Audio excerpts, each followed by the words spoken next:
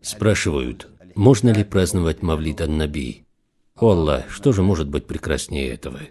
Если празднование проводится в упорядоченной манере, без смешивания полов,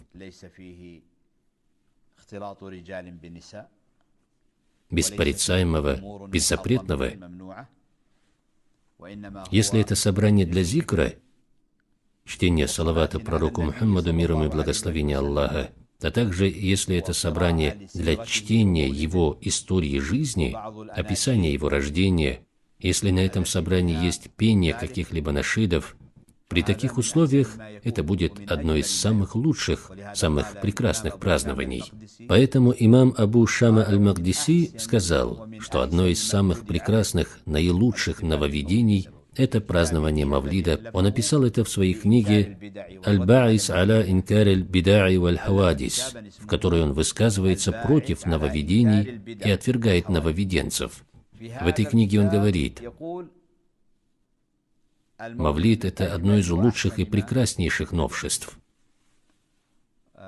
Также Мавлид содержит в себе совокупность сунн. Празднование Мавлида, так как мы делаем это в наших странах, в Хадрамауте, на юге Аравии и еще в северных регионах, в Йемене, в Хиджазе, в Мекке и Медине. Причем мы присутствовали на праздновании Мавлида в Мекке и Медине. Такое празднование включает в себя выполнение совокупности сунн,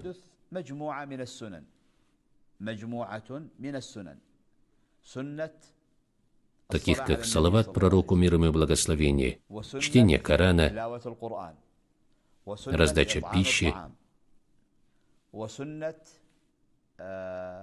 зикр и проповеди.